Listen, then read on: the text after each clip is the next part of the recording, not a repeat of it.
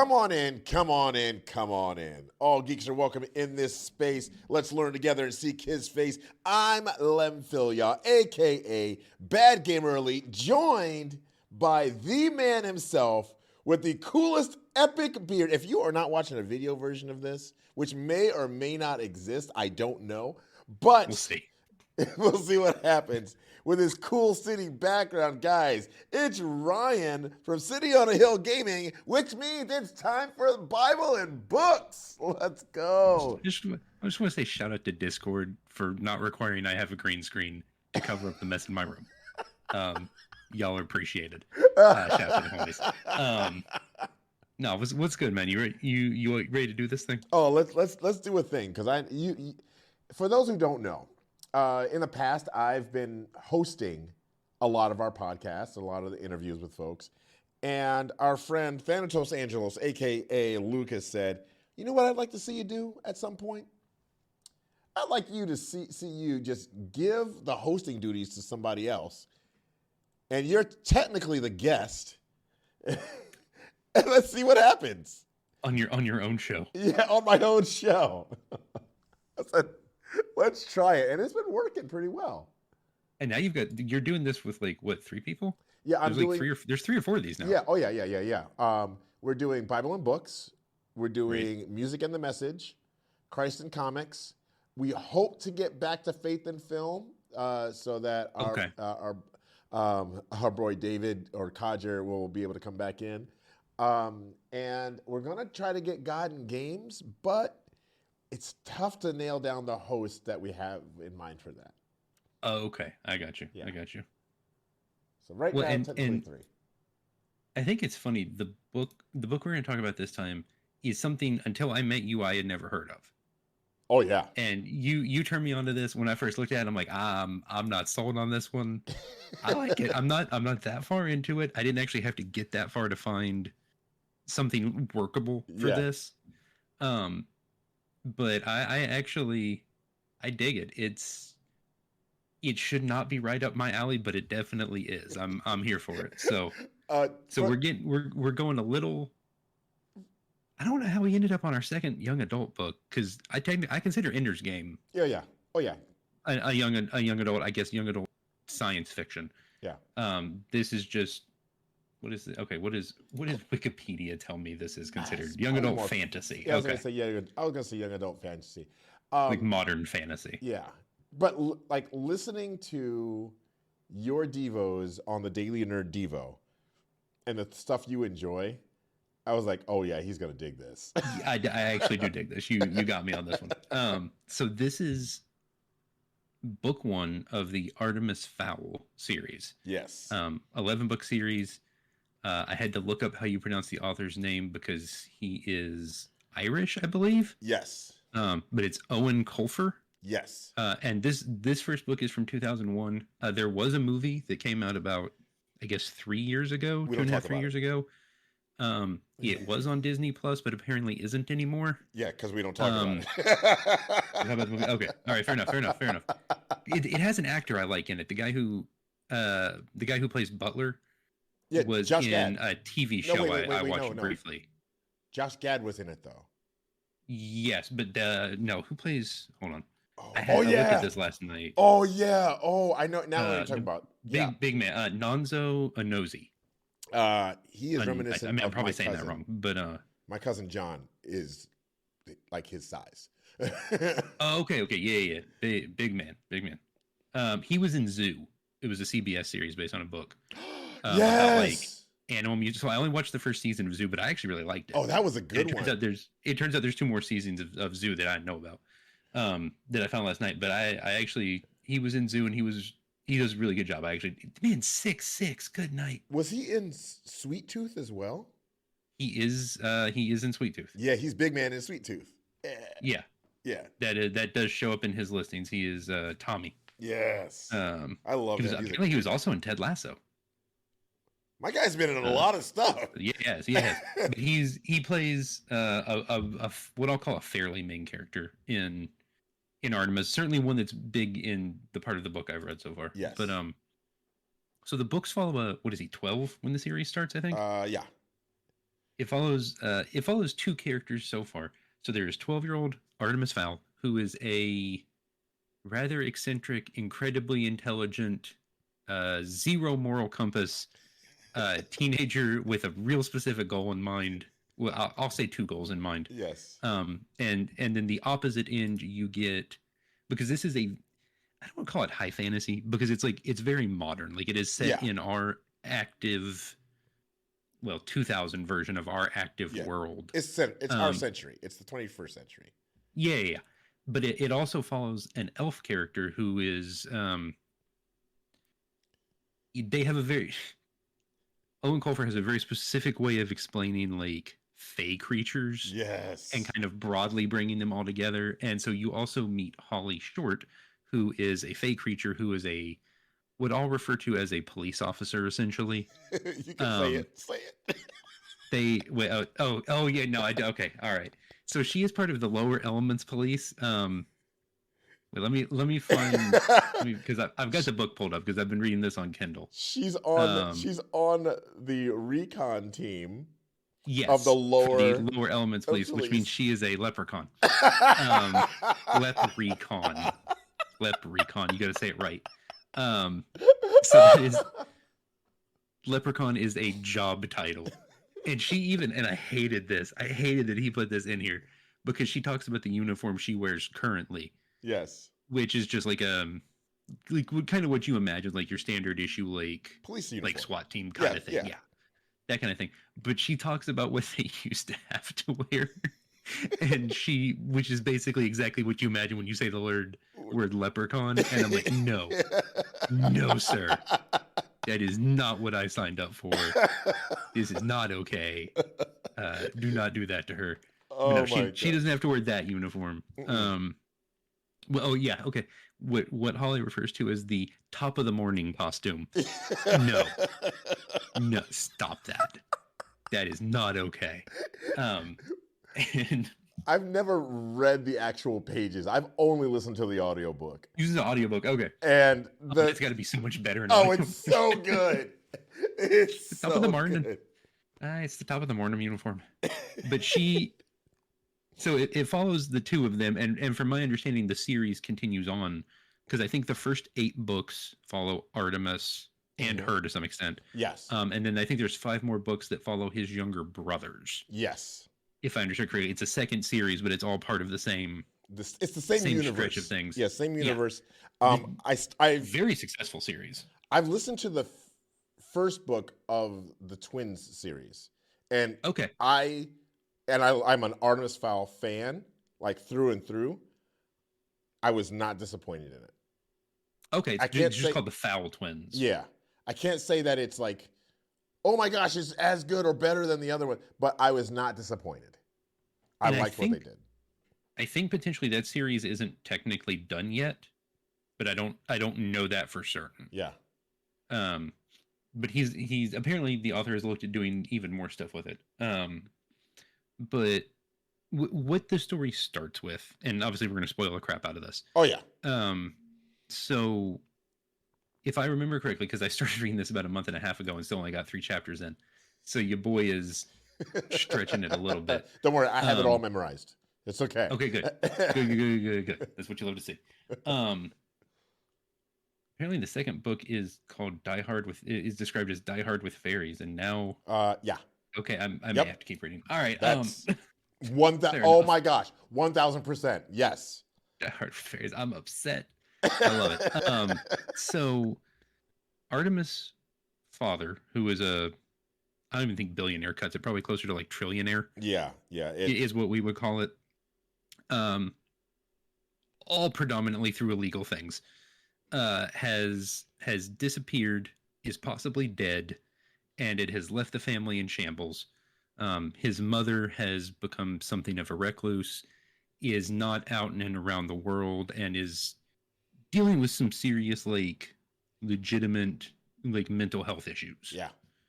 Because of everything that's gone on. And Artemis has taken it upon himself to restore the family fortune, possibly find his father, and try and make his mother okay. entirely by doing bad things. Exclusively by doing bad things, like poisoning He's had a little people. bit of an influence. I'm just saying. He does. He may have taken after his father a lot. 2 chapters in, the man's already poisoned somebody and threatened to have his bodyguard, known as Butler, which is just the worst title for a bodyguard. Because I'm like, oh, his butler. Oh, it's not his butler. Oh, I'm upset. Okay. His name is Butler. Okay. His name is, his last name, the family name is Butler. Right. The family name is Butler. And we're going to come back to why that family name matters. Yeah. Because that is very relevant. And I kind of like Butler. Just a little bit I've seen of the character, especially. So the process is that most of the members of Artemis's family have a bodyguard, and that bodyguard is from the Butler family. And basically, when you are born in the Fowl family, you are assigned a bodyguard. You are assigned a butler. You get a butler. And he has had butlers since he was basically born. And this is like, I would almost describe this as like a Chewbacca Han Solo kind of thing. Yes. Where this is not like bodyguard in your traditional like dude in the 2-piece with the gun tucked in, like on John Wick, who gets punched twice and falls over. This is like as close as you can get to life debt without being life debt. Like when you are born into the Butler family, you are sent to essentially like assassin training school, but then also like culinary school, and like it's like a full service thing, and they are well compensated. But there's more to it than that. There's a lot of depth. I'd actually like a series of books just on the Butler family. Just the Butlers. Like I think you could actually get away with a whole thing for them. That you can go to the start of, and then maybe at the end of the series or end of the book, you see where the Butler family and the Fowls come together. Because if I remember, you actually could go that deep. Because if I remember correctly, this is a relationship that dates back to like the 14 or 1500s. Yeah, something like that in terms of how long these two families have been tied together. Yeah, you could even go, like, if you wanted to, you could do a like one-shot miniseries for every century or whatever. Oh, just a series of, like, just introduce a series of new Fowl and Butler characters and just push them through history. Yeah, no, I dig that. That'd actually be sick. And it's interesting because I'm looking at the Wikipedia article and kind of a summary. The Fowls, even though Artemis is the main character, he is technically, for the most part, your villain. Yeah. And Holly, even though she is not the protagonist, is still technically your hero. Yep. In some sense. But the thing I wanted to talk about is something you see very quickly in this book, and I don't know if this is intentional by the author or not, but it's this discussion of why we do what we do. Like, what motivates us. Because 3 chapters in, I'm constantly watching bad things happen for bad reasons. Bad things happen for good reasons.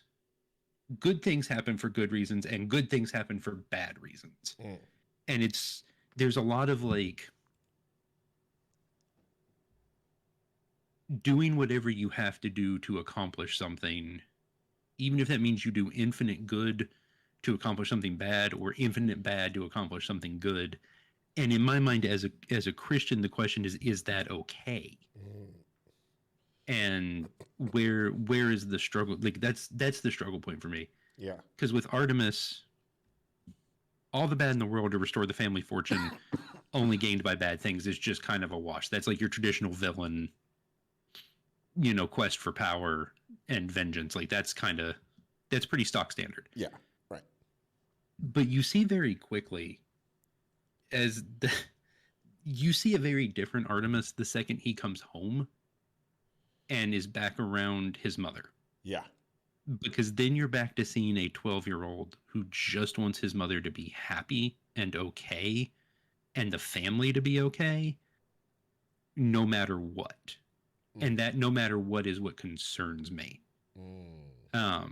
Because like he goes in and talks to his mother, and they have this discussion, and he lies to her, I think maybe even 2 or 3 times, all to keep her calm or make her happy. Making her happy, not a bad thing. Keeping her calm, not a bad thing.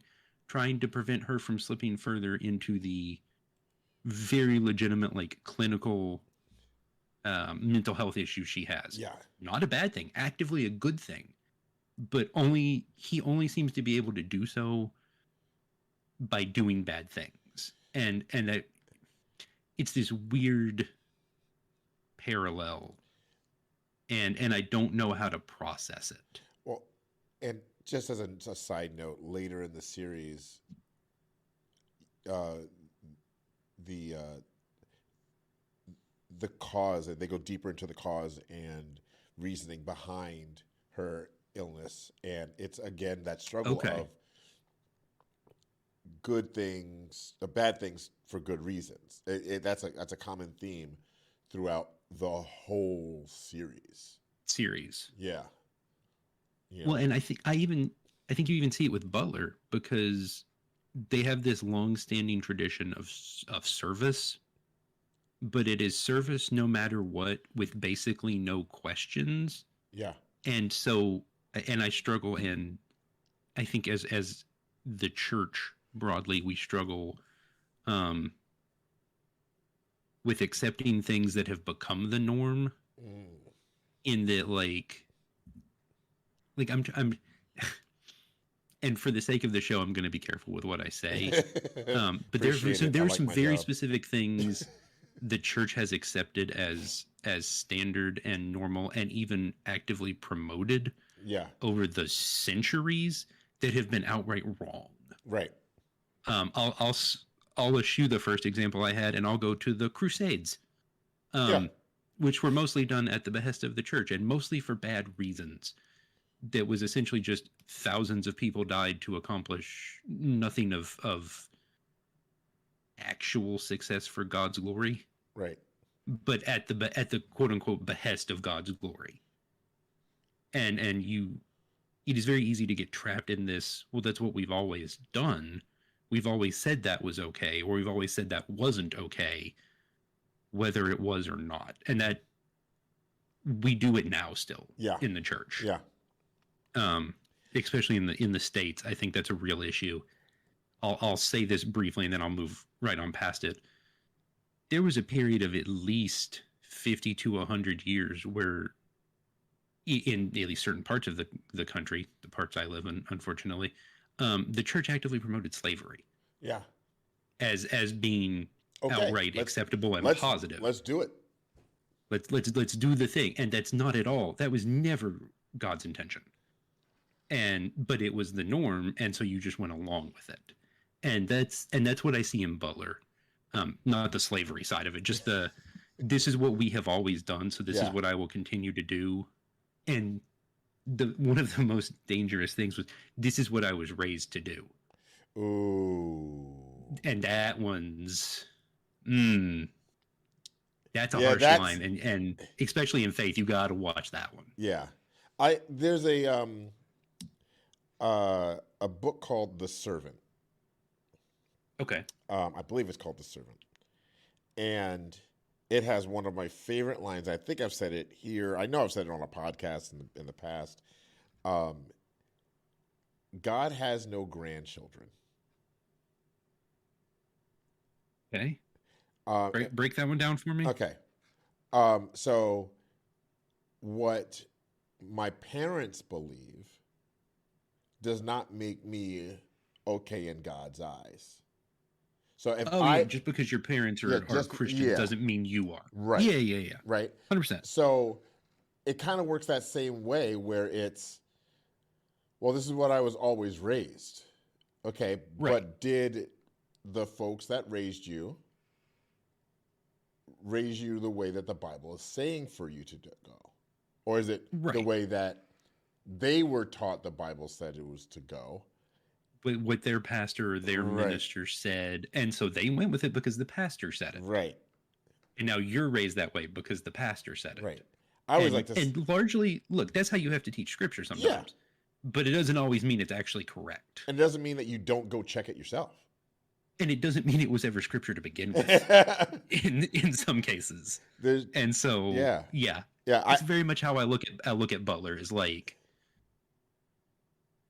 justifying something because, and don't get me wrong, you see very quickly that he actually does care about Artemis. Oh yeah, it's not just a job to him.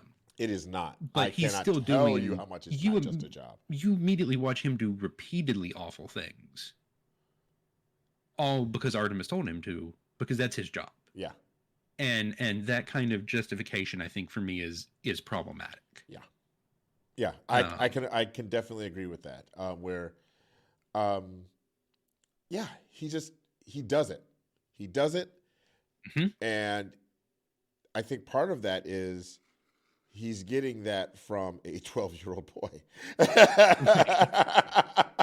Taking unquestioning orders from someone less than half his age, clearly bent on the destruction of the world. Yep. That's Tuesday. Yeah. No. That's a Tuesday. And you see that sort of in Star Wars. Like, Chewbacca is sort of that way. Yeah. But there are limits. Chewbacca he'll speak up. I mean, we don't really know what but he'll speak up in his own way. Yeah. The Wookiee language, which I think is Shriwook, is treated as people understand it even if they can't speak it, but we never understand it. We're just told what he's saying. Yeah. Which is fine. I still think that's funny. But he's not afraid to push back. And you see Butler even early on do it a little, but for the most part, it's kind of unquestioning. Very early in the book, he reminds me very much of a kind of like your number 2 or number 3 guy in like a mob family. Yeah. Whatever the boss says is what you do. That's just the job. Yeah. There are no questions. There is no, are you sure? What are the repercussions? You just do the thing. Yeah. And normally the thing is violence. Realistically, the thing is largely violence, but he just goes with it because that's what he's trained to do, and because he cares about Artemis. Like, but again, either it's because it's what he's trained to do, which is maybe a good or a bad thing, or because he cares about Artemis, which is a good thing, but he's still doing bad things for those purposes. Right.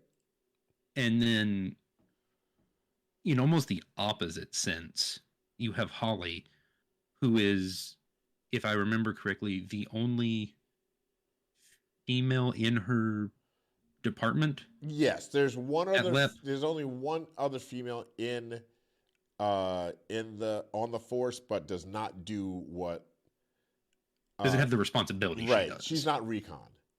Right. And recon's a big deal. Recon is like actively out and in front of humans, which typically the fairy folk in these magically are not in front of humans very intentionally. Right. There was a whole war. There's a whole thing there. But I cannot wait. You start to see. Does he actually break down the war at some point? I feel like I read somewhere that there's a discussion of it. There's a whole book that covers a good chunk of the history of the war. Okay, sick. Yeah, it's later. A little bit later. Okay, get there eventually. But no, so you watch her constantly at odds with her commanding officer, who we learn in the long run is hard on her for good reasons, because he wants to see her be successful. Yes. But again, he treats her poorly to make her tougher, which is not necessarily how you should always do that. It's a little bit of a parental thing, and so I can sort of let it slide. Yeah. But it has an effect on her that is negative. Yes. She thinks just mean that Commander Root, which funny enough on Twitch there's a bot from Twitch that is Commander Root. Is Commander Root. That is, and that's what that bot does. It really just monitors what the streamers are doing. Like, it is an official Twitch bot.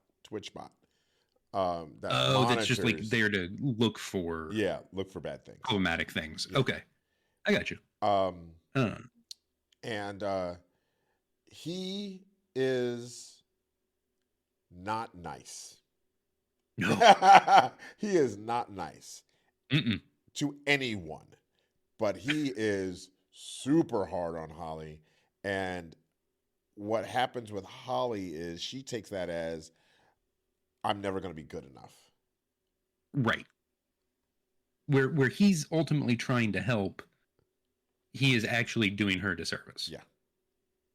And you see that reflected a little bit in her actions, because she will go out of her way and step across the line she's not supposed to step across, and try and do good, but ultimately sometimes I think it's just for the sake of proving herself, and I may be misinterpreting that. No, that's about right. But it feels like she's doing the exact opposite of Artemis. She's now doing good things for bad reasons. Yeah. Instead of him doing bad things for good reasons. And I think it makes an interesting approach. And it makes me question what motivates us. Because there are a lot of things I want to do. And this comes to me specifically as a content creator, I guess. Yeah. Where the line is between creating content and doing what I'm doing because it's ministry and I'm doing it for God, versus me trying to be a content creator in everything that you associate with that word. Right. Your boy would love to be famous, but that's not the point. Right. And your boy would be real bad at being famous. I'd be absolutely horrible. 100% awful at that. I would be canceled so fast. It would not be good. I don't know who would be canceling me. Maybe both sides. Yeah, just because just got to offend everybody. Because I'm not super careful with everything I do. No, same. Same. I forget to recycle sometimes. Mm-hmm. On the low end of things. Yeah, we're just hugging base root stuff. Yeah, I feel that. And I think that's dangerous for us, because we have to determine ultimately the things we do, especially in ministry, are supposed to be about God's glory. Yes. And the kingdom. And I think, so I'm Church of God. And in the Church of God, we have, every 2 years, we have what's called General Assembly, which is like the big international, just like week of meetings. Right. And services. And it used to be in line with that, and now it's on the opposite years. They have something called Teen Talent, which is a series of competitions in like choir, praise band, art, digital media, and what's called Bible quiz. Ooh. And so you spend all this time building up and preparing your projects or studying to do these competitions. And they always talk to you about how it is for what you're doing is using your talents for God's glory, which is what we should be doing. Right. As a competitor, that is almost never what it's about. It's about winning. Yeah. It's about being successful. It's about showing off. It is rarely, as someone who did it for a long time, to some middling level of success at best, because your boy's voice ain't great. So we tuck into the large choir and we hide that bass voice. Yeah, you do. With 74 other people. And we do team Bible quiz where somebody else, we just kind of carry the load together as a group. But no, like for the actual kids, I'm not going to lump this on everybody. Some of them are competing for God's glory, and that's great. Yeah. A lot of us were not. Because as much as we were told that's what we were doing, I don't think that was our mindset. We were there to compete and try and be successful. And so I think even in church, it is very easy to end up in the frame of mind of, I hate the phrase, the ends justify the means. Okay, yeah. So like, okay, we're gonna get real offensive here for a second. There are people I think that are very successful in ministry, and I won't name names, but I have a hard time rationalizing, in some cases, the damage they do, or the harm they cause, or the paths they lead people down, if people still become Christians. So like ultimately good, because someone's going to heaven, and that's like the most important thing. But if you hurt a bunch of other people, I'm not going to say it wasn't worth it, because someone's eternity is always worth it. Right. But if you still did it the wrong way and someone got hurt, you may be having the opposite effect. I'm glad you saved that one person, but there's so much damage you can do if you're not careful, and it happens a lot. Have you seen the Christmas movie with Ryan Reynolds and Will Ferrell? What's it called? Spirited. I don't. Is this It's like, is it live action or is it? It's live action. Okay. No. Okay. It's on. I know it's on. Oh, it's like 2 years old. Yeah, it's a couple years old. Okay. Oh, those two make a heady duo. All right, good. It is like I love it. I absolutely love the movie. But one of the things they talk about is the ripples. So where are the ripples? This is where you're going, and they it's basically they run. It's an organization of ghosts that run this whole this whole Charles Dickens Christmas Carol thing. Right. And they pick one person that's who they're going to do next. That's what they're going to do next year is this one person.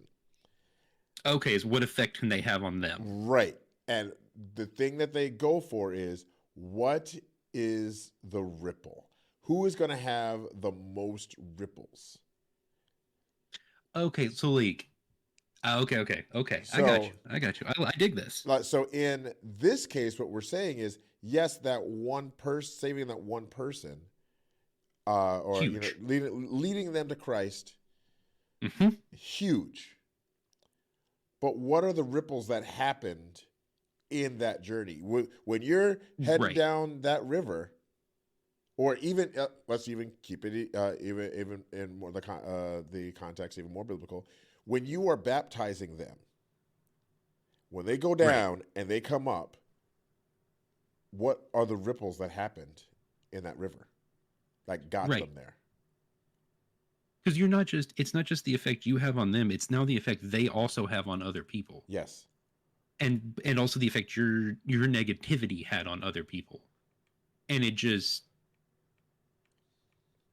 I'm gonna leave the names out of it, but I've just seen it, and it hurts me a little bit. Yeah, absolutely. Because we should be the face of good. Yes, absolutely, we should. And I struggle because I'll spend time online on Twitter or Facebook or whatever, and some of the most caring and uplifting and motivating and gracious and graceful people I know aren't Christians. And that's good. I'm glad they are. Right. But also some of the most hateful ones I know are. Yes. We should never be the opposite. Like, other people should not be the standard of what grace looks like when it's shared to other people. We should be at least where they are. If you hear how I tend to end every stream and every podcast, you know, our job is to love others like Jesus. How would Jesus love them? And if you feel you can't love someone like Jesus, at least leave them better than you found them. Bare minimum, leave them better than you found them. And I think there are a lot of jobs that we as Christians want to pick up, that are God's. They're not our responsibility. We don't get to, I'm going to say the hard thing, we don't get to play judge, jury, and executioner. None of that is our responsibility on a spiritual level. There are people who have each of those jobs. Those are different things. But on a spiritual level, that's not our problem. That's not our responsibility. That's not what God put us here to do. That doesn't mean you can't bring correction to a person when it's necessary. There's a way of doing that. The Bible talks about that. That's totally fine. But when the only thing that you ever give is negative, when you're only pushing a harsh thing, it stopped being what God asked for, and it stopped being what God called you to do. Because I think a lot of those people were called by God. They've just headed down a different path from the one he put them down, and I get it. I've done the same thing. Your boy is not, immune to that in any way. But we just have to be careful. And I think that's what I kept seeing in this book, is that discussion of right things for wrong reasons and wrong things for right reasons. And it just makes me question, it should make me even question myself. It makes me question myself and my own actions, my own choices. Yeah. Am I trying to get ahead for good reasons, or am I trying to get ahead for my own selfishness? Yeah. Am I trying to help someone because they need help, or am I trying to help someone to flex and to show off and be seen? Yeah. And you just can't end up in that position. And I do it all the time. Literally just last night, I was playing with some Fortnite with some friends, and they one of them was giving me a hard time because we were doing the music thing. Why don't you go up to expert? You know, you're sitting on the hard level. Why don't you go up to expert? You know, okay. And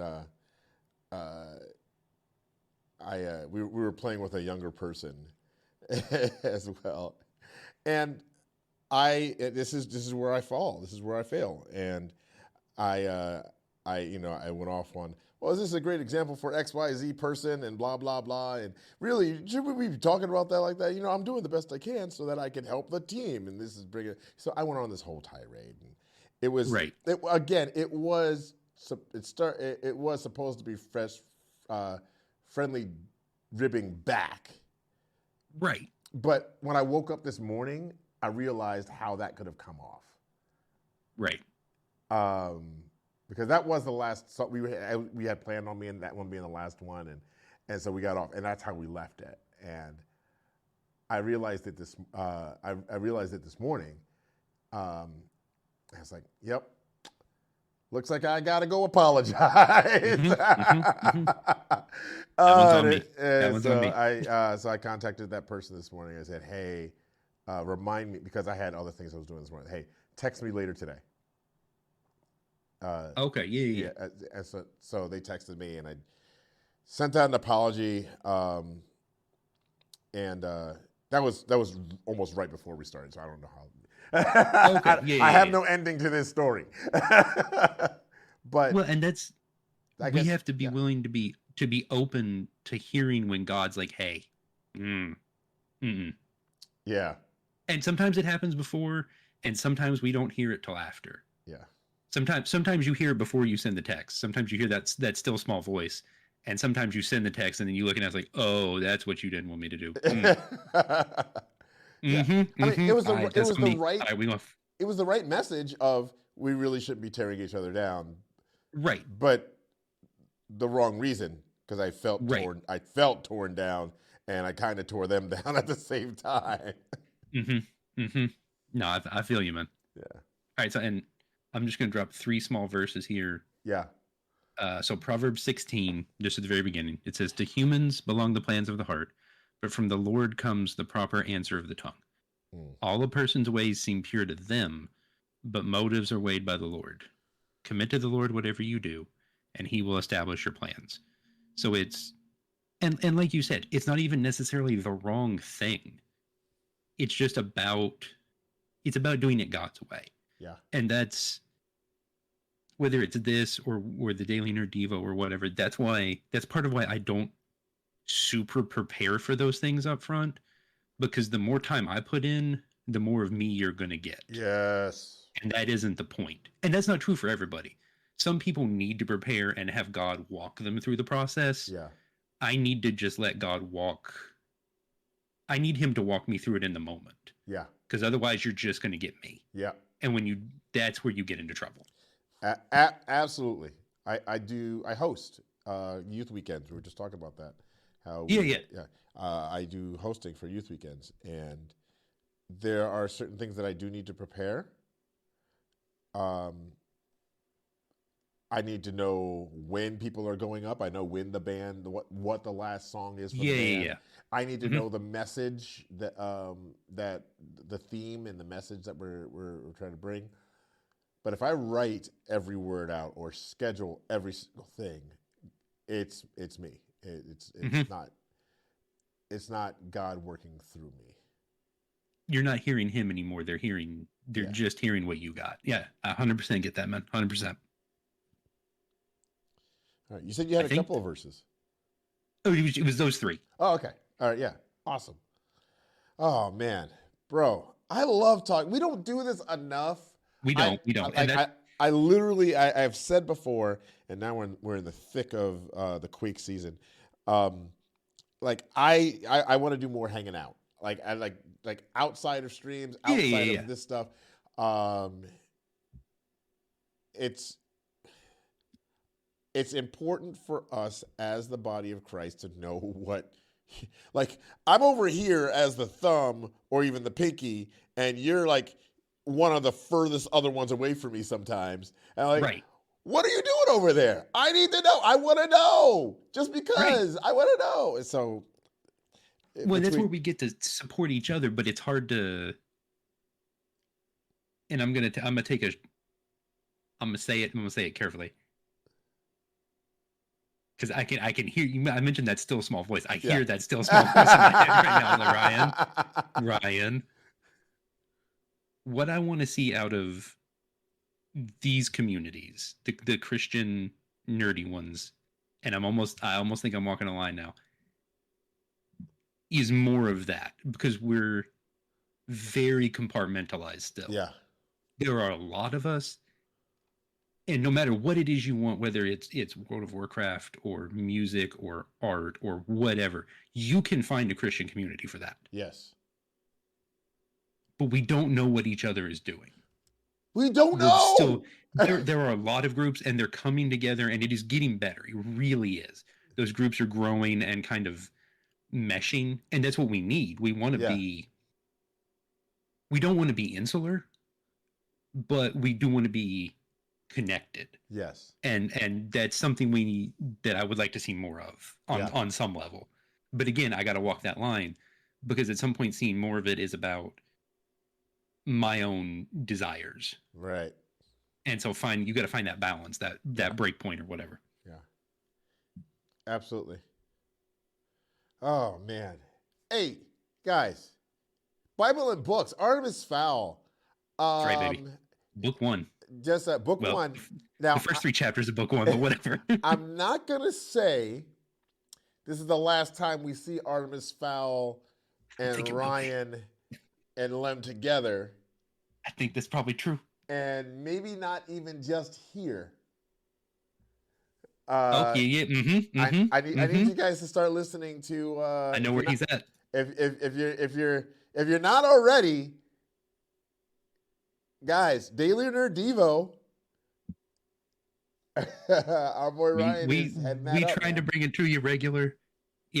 I call it Monday through Friday. It's pretty close. There is usually something there, even if it's what I call a rewind, which is just like me pulling an older file back up and running it again. But we try and bring it regular. It is and that's one of those places where I just have to kind of step back and be like, all right, what do you want me to do? Yeah. God, because the further I walk out front, the further I walk down the wrong path. Yeah, absolutely. But we try and bring it to you regular, and I think Artemis Fowl is definitely something you could see show up on the Daily Nerd Devo in the near future in a lot of ways. I'm here for it. Yeah, absolutely. I'm here for whatever you got. I'm not saying that the thought of a whole series of Artemis Fowl Devos just happened upon my mind. But I'm not saying a whole series like that is out of line, because we did a whole series of every Fast and the Furious movie by one guy. And we did literally Fast and the Furious Fridays for the better part of 3 months. Because there's just a lot of those. How many chapters are in book 1? We have to find and he kind of went hard for a hot minute, and I was there for it. So there's definitely some room there. All right, we'll leave it at that. Leave it there. I'm going further. We'll see. Hey guys, hey, thank you, Ryan. Thanks for being here. Absolutely, man. Appreciate it. Appreciate it. Remember, Jesus loves you. So do I. So does this guy. And always, we said it already. You need to remember it. Always leave people better than you found them. Peace. Amen.